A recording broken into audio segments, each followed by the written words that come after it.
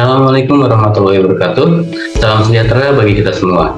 Pada kesempatan kali ini, kami peserta pelatihan dasar CPNS Pemerintah Kabupaten Pandeglang, Angkatan 93 Kelompok 2, Subkelompok 2, akan menjelaskan mengenai analisis isu di instansi untuk mewujudkan smart governance dalam perspektif manajemen ASN dan smart ASN.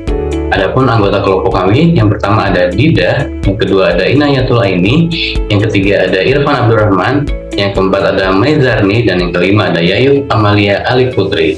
Berikut penjelasannya, selamat menyaksikan. Pertama, identifikasi isu. Manajemen ASN adalah pengelolaan ASN untuk menghasilkan pegawai ASN yang profesional, memiliki nilai dasar, etika profesi, bebas dari intervensi politik, bersih dari praktik KKN. Untuk menjadi ASN yang profesional, seorang ASN harus memiliki sikap disiplin dan motivasi untuk meningkatkan kinerja. Isu merupakan suatu hal yang terjadi baik di dalam maupun di luar organisasi, yang apabila tidak ditangani dengan baik akan menimbulkan efek negatif terhadap organisasi. Adapun isu-isu yang sering terdengar tentang ASN, misalnya tingkat disiplin yang rendah dan acuh terhadap kinerja. Dalam mengidentifikasi isu, kelompok kami melakukan pengamatan.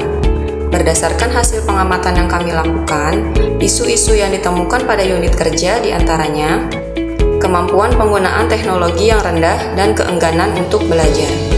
Saat ini masih banyak ASN di lingkungan pemerintah, khususnya pemerintah kabupaten, yang masih rendah kemampuan penggunaan teknologinya, alias gaptek. Hal tersebut tentu akan menghambat pekerjaan pegawai tersebut, bahkan pekerjaan pegawai lainnya. Yang kedua, rendahnya sikap disiplin dalam bekerja. Masih banyak ASN yang tidak disiplin waktu, misalnya dengan datang terlambat dan pulang sebelum waktunya. Ketidakdisiplinan tersebut disiasati dengan cara memanipulasi alat absen fingerprint agar terbaca di sistem bahwa yang bersangkutan tetap datang dan pulang tepat waktu. Permasalahan terkait kedisiplinan tersebut berdampak pada terhambatnya proses pelayanan terhadap masyarakat. Yang ketiga, tidak adanya kemauan untuk mengembangkan kompetensi. Masih banyaknya ditemui pegawai ASN yang tidak memiliki kompetensi memadai di bidang pekerjaannya, namun masih memegang wewenang pada bidang pekerjaan tersebut, dan seringkali melimpahkan tugas dan wewenangnya kepada bawahan. 4. Pelanggaran kode etik ASN. Pelanggaran kode etik kerap ditemukan dalam bentuk penerimaan gratifikasi. Gratifikasi ini seringkali dilakukan di sekitar kita, terutama di lingkungan kerja, dengan contoh menerima hadiah sebagai bentuk pelayanan yang diberikan. Selanjutnya adalah teknik analisis isu. Di sini kelompok kami menggunakan teknik analisis AKPL atau aktual, kelayakan, problematika, dan kelayakan. Isu yang pertama, kemampuan penggunaan teknologi yang rendah dan keengganan untuk belajar. Nilai aktualnya 5, problematikanya 4, kelayakannya 3, dan kelayakannya 4, total nilainya 16. Yang kedua, rendahnya sikap disiplin dalam bekerja. Nilai aktualnya 5, problematikanya 5, kelayakannya 4, dan kelayakannya 5, total nilainya 19. Yang ketiga, tidak adanya kemauan untuk mengembangkan kompetensi. Nilai aktualnya 5, problematikanya 4, kelayakannya 4, dan kelayakannya 5, total nilainya 18. Yang keempat, pelanggaran kode etik ASN. Nilai aktualnya 5, problematikanya 3, kelayakannya 3, dan kelayakannya 4, total nilainya 15. Jadi, berdasarkan diskusi yang dilakukan dan hasil analisa KPL di atas, maka rendahnya sikap disiplin dalam bekerja menjadi isu yang paling dominan di antara isu-isu lainnya dengan total nilai 19.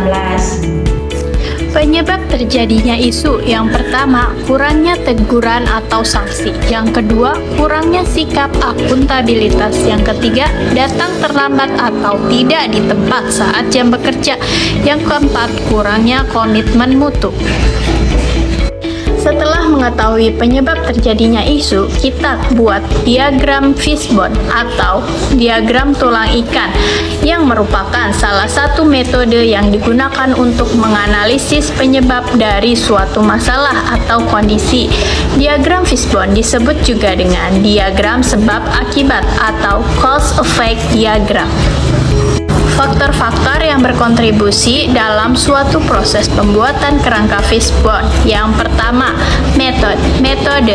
Metodenya, kurangnya teguran atau sanksi. Yang kedua, orangnya, kurangnya sikap akuntabilitas. Yang ketiga, mesin, fasilitas, kurangnya komitmen mutu. Yang keempat, materi, datang terlambat atau tidak di tempat saat jam bekerja. Adapun dampak yang akan terjadi jika masalah ini tidak segera diselesaikan. Yang pertama, berkurangnya efektivitas pelayanan. Yang kedua, datang terlambat dan keluar pada saat jam bekerja menyebabkan pelayanan yang diberikan kepada masyarakat kurang memuaskan. Dan masyarakat akhirnya menunggu lama untuk mendapatkan pelayanan. Yang ketiga, citra ASN menjadi negatif di mata masyarakat. Dan yang keempat, tidak tercapainya tujuan instansi. Berikut rekomendasi atau upaya penyelesaian berdasarkan hasil diskusi kelompok kami. Yang pertama, keteladanan kepemimpinan. Yang kedua, ada tidaknya aturan pasti yang dijadikan pegangan.